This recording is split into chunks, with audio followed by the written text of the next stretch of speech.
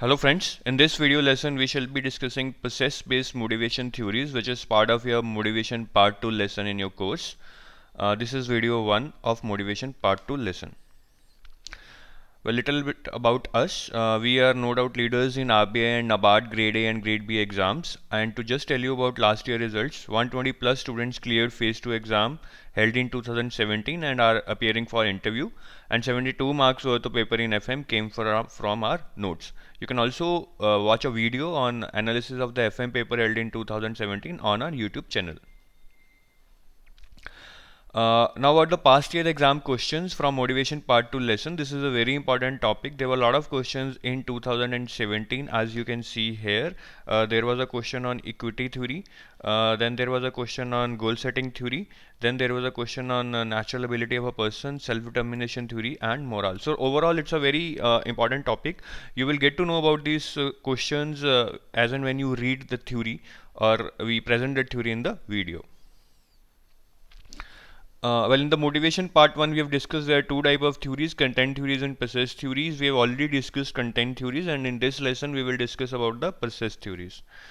So these were the content-based theories that we discussed: Maslow, Adorfer, McClelland, Herzberg, McGregor's theory X and theory Y, and instinctive theory of motivation.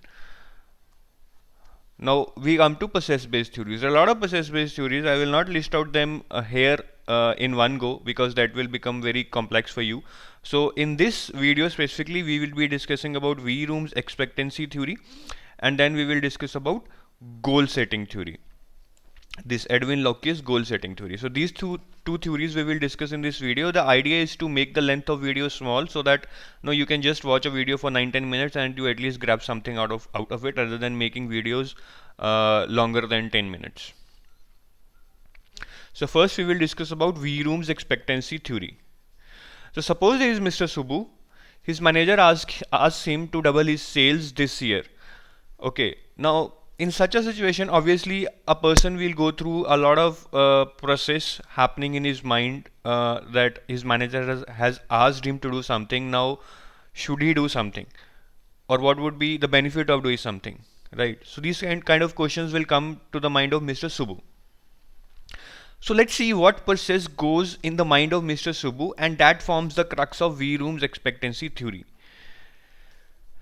As per VROOM, there are 3 stages or 3 things a person would think when committing to a particular task. The first is effort. Mr. Subbu will think that, okay, to achieve this sales target, I have to work hard. I have to work 2 hours more daily. Then I have to work on my English skills. So I have to join a English learning class. So all this effort I can put in, but will it lead to performance? Even if I do all these things, will that lead to increase in sales? So this factor is basically called expectancy. Do you expect that your effort will lead to performance? And the second is instrumentality. Right here, instrumentality means that, okay, you have performed, but will that performance lead to appropriate rewards? That, okay, you have doubled the sales, but that doubling your sales will lead to some rewards, like you will be given salesman of the year, whether you will be given 12% salary hike, or whether you will be given a trip to Dubai, right? So this means, instrumentality means that will my performance lead to rewards? This is here, right? And the third one is valence. Valence means that, okay, you have put in effort, you have got performance, and you have got rewards. The rewards are that, suppose you got 12% pay hike, but do you think that reward is worthwhile? Because last year you promised your wife that you will spend more time with her, but to meet this target you have to spend more time in office, you have to go to your English classes, so that means you will not be able to spend more time with your wife. So what is your priority? Do you want a salary hike, or do you want to spend more time with your wife? So in this case, suppose Mr. Subbu thinks, no, it is not worthwhile to spend more hours in office. It's better to spend time with my family. Then the valence is low. It means Subbu does not think that the reward which he is getting is worthwhile. But if he thinks their salary is very good, a 12% salary hike would mean that he can get or buy a new car. That means valence is high, that he really values the reward he would be getting. So these are the 3 aspects that one goes through while committing himself or herself to the task, and motivation is directly equal to expectancy into instrumentality into valence. Now, these are the three aspects, expectancy, instrumentality, and valence, but there are certain factors which impact all of these. Like, what are the factors which decide whether your expectancy would be high or low? Let's see. So these are the three factors which decide whether your expectancy will be high or low. First is self efficacy. That means your confidence in yourself, that whether you will be able to complete the task. If you think that no, I am not capable of doing this task, it means your self efficacy is low. It means your expectancy will be low because you don't think that even if you put efforts, you will be able to do the desired performance. The second is goal difficulty. If the goal is really difficult, say your manager asked him to do 10 times sales than you did what year, that is almost impossible goal to achieve, then again means that you will not be very sure that your effort will lead to performance. It means your expectancy level of performing will be low. The third is perceived control. It means how much control do you have, that okay, you can put efforts, but how much control do you have? Last time also you put efforts, but the product built by the company itself was very bad. Nobody was buying that in the market. So do you have control over such things? Can you give inputs back to your manager and the product can be changed so that you can sell that product? So all these things combined decide what is your expectancy level. Do you really think your effort can lead to desired performance? The second factor, as we discussed, was instrumentality. So what are the factors that affect instrumentality? Instrumentality, as discussed, is your no is like when you think that whether your performance will lead to rewards. So the first is trust in your manager, in your company, that you trust that if I double the sales target, they are surely going to announce me as the sales manager of the year, or they are surely going to give me 12% hike. That is the trust you have in your management. So if you have high trust, it means your instrumentality will be high, otherwise it would be low. The second one is control of how decision is being made. Now that is also important. While deciding your rewards, are you consulted whether they will call you and discuss what all have you achieved, whether you will be able to put it through? So how the decision is being made? Is it being made unilaterally by manager just deciding upon the rewards to everyone, or first the employees are being discussed and then the rewards are being decided? The third one is company policies. Are the company policies favorable for the person who perform? Like now there might be a company policy that if you do good then you are eligible for 20 days leave. So are those company policy really there, or company policies do not say anything about your performance related to rewards? So all these things matter, right? Now we discuss about what are the implications of this theory. The first one is training, that you should give proper training to your employees so that they are able to perform their job properly, because that will increase the expectancy level of the employees. If they have the required skill to do the job, it means they will feel more comfortable that if they will put in effort, that will lead to performance. The second one is performance and rewards relation. So there should be clear company policies which define that for this particular performance there should be such rewards. Managers should sit with the employee and tell their what is the performance expected from them to get the desired reward. So there should be clear things which should be communicated to the employees, so there are no doubts in the minds of employees that if they do perform, whether they will get the desired rewards or not. So this will improve the instrumentality.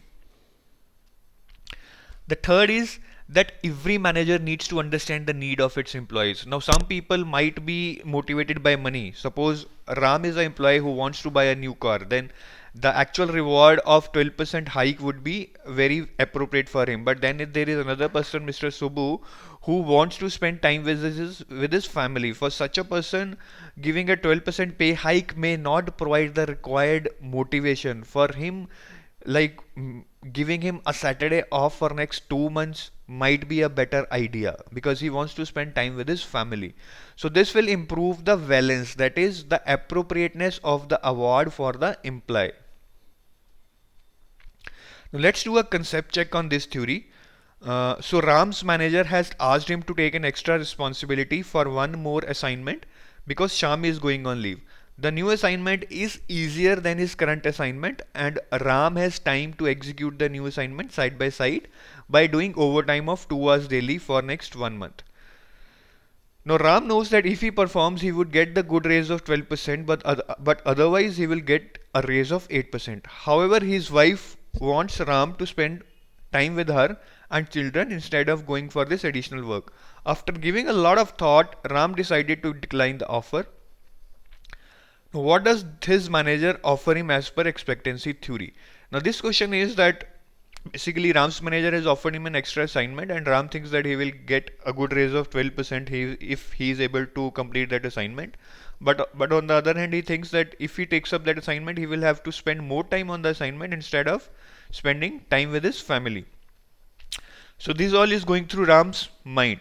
Suppose now Ram says no to his manager. So what are the implications of this on the manager? So what must a manager offer him as per expectancy theory? Now you read out the choices. I will be silent for next 20 seconds and then I will give you the answer.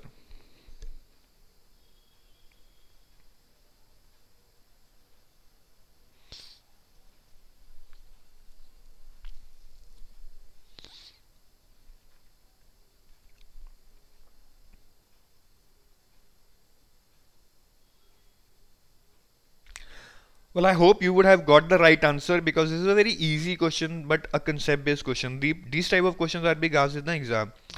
The answer to this would be option C. Why?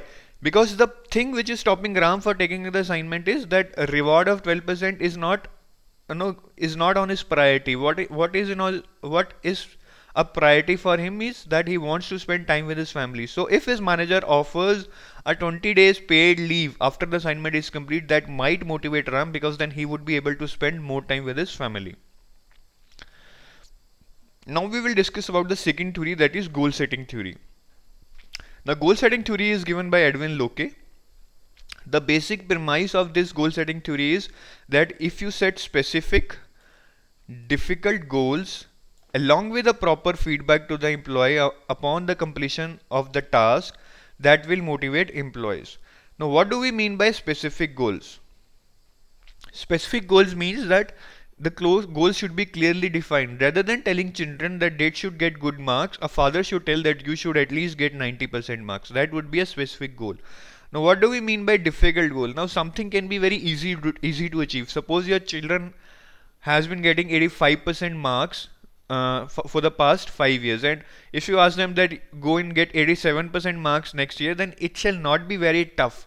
What you need to ask them is something difficult for which they have to work hard. So let them say that okay, you need to achieve at least 90 to 92% marks next year. So that would be a realistic but difficult goal for them. And feedback obviously means that once the task is completed or not completed, you should give proper feedback, highlighting on what went good or what went bad. So this is the basic crux of goal setting theory. Now, what are the factors which decide the success of goal setting theory, or which impact whether the person is able to achieve or not achieve those goals? So there are some factors. First one is goal acceptance and commitment. So in spite of that, you have set specific goals or difficult goals for the employee. Whether employee would be able to achieve those goals or not would depend upon whether employee has accepted those goals, that whether employee has participated in the goal setting, whether those goals are aligned with the employee's interest or future orientation of the employee. The second one is commitment to achieving. So that again depends upon whether the goals are clearly known to the employee, what he wants to do, and how those goals will help the organization to grow further. The second is whether the employee thinks that all the things which are happening under his control. If he puts efforts, he can achieve his goals. And the goals obviously would be self-set. As I said, employee must have participated in the goal setting. So this is the first factor, acceptance and commitment to the goals, that will decide whether he or she is able to achieve the goals which has been set by the company or the manager. The second factor is self-efficacy. We will learn about self-efficacy later in more detail in a separate theory, but to be to give you a brief here, self-efficacy is basically the amount of confidence you have in yourself, which makes you think that yes, you can or you will be able to complete this task successfully.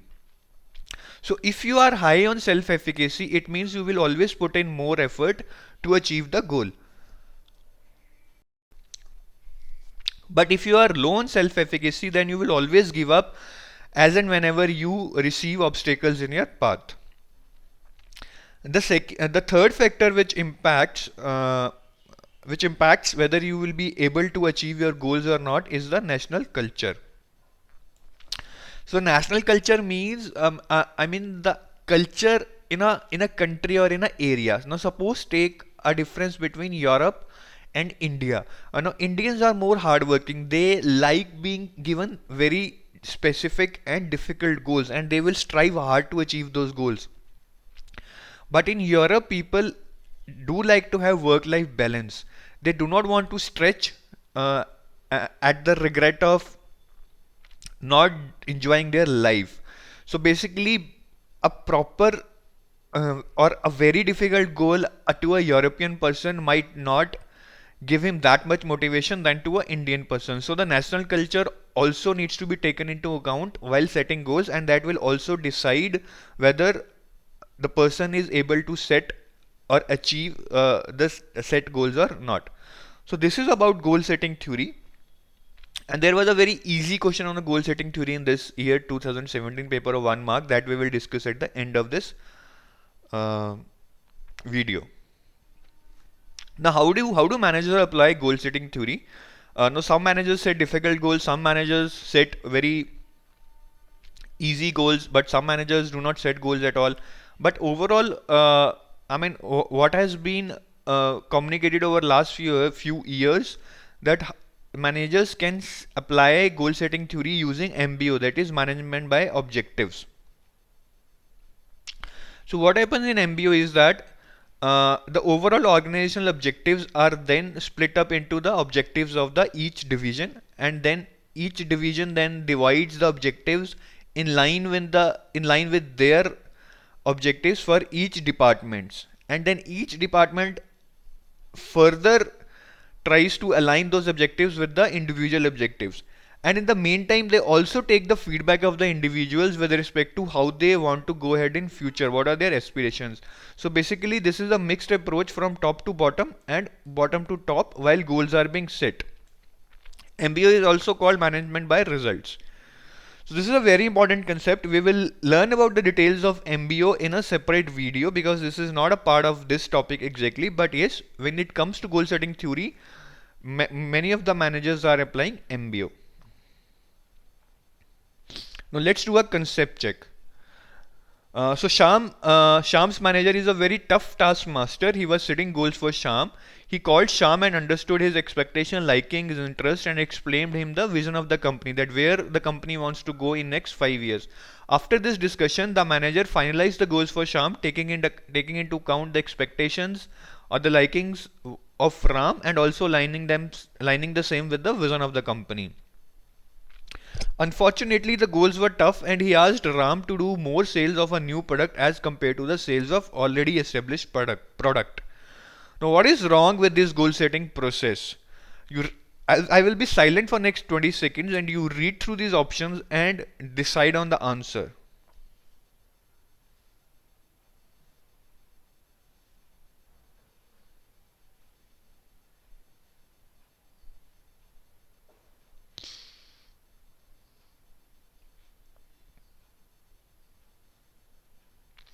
Okay, I think you must have got the answer by now. Well, the answer is that the goals are not specific. Now here you might be tempted to go for option B because in the passage it's mentioned that the goals are tough, which are almost impossible to achieve. But it's mentioned in that passage the goals are tough, but it's nowhere mentioned that goals are impossible to achieve. And as per goal setting theory, yes, goals needs to be difficult. Only then employees would be motivated to an extent. But what is wrong with this goal setting theory is that goals are not specific. Now Ram's manager is asking him to do more sales of new product as compared to the already established product. But he's not being specific how much more sales, 10%, 20%, 30%, or 500 units, 600 units. So goals are not very specific in this case. That is the problem with this goal, this approach used by Shyam's manager. Now we will discuss about exam questions which came in 2017 from whatever have we discussed in these theories. Now this was the question: which of the following theory is about setting goals and feedback mechanism? This is a very easy question, guys. Now you must have now got it that how easy was this question. The answer is goal setting theory. This is just asking you about the basics of goal setting theory. Yes, right? So yes, these kind of questions come, but not all those questions are very easy. But then again, I repeat, it's all about understanding the concepts. Once you have understood the goal setting theory, you can not only attempt such easy questions, but you can also attempt very tough questions which are being asked in the exam. We have already launched our RBI Grade B course with updated and revamped content. We will be covering a lot of things which we didn't cover last year to provide you a very comprehensive course or a one-stop solution course. Then we will have videos on all the topics for interactive learning, like the video, this one which you are viewing. Then there will be summary sheets on each topic which will help you for easy revision. Then there will be worksheets which will consist of filling the blanks, MCQs, true, false, and match the columns, which will help you in concept building so that you can learn to apply whatever you have learned. Then there would be regular test after every 2-3 chapters, again to make you feel comfortable with the exam like environment and help you build concepts. Then there would be one live session after every 15 days in which we will discuss about various aspects of the exam and how to approach various topics. Then about the MCQs, there would be 2-level MCQs. One would be basic MCQs like the 1 markers, and then there would be 2 markers which would be MCQs like the one asked in the exam, including the case study based MCQs. Well, if you want to view our management paper analysis for 2017, then you can click here. If you want to view course offerings on our 2018 course, then you can click here. And if you want to sign up on a website for some free sample material and 2017 actual memory based paper, then you can click here. Thank you for now. Bye.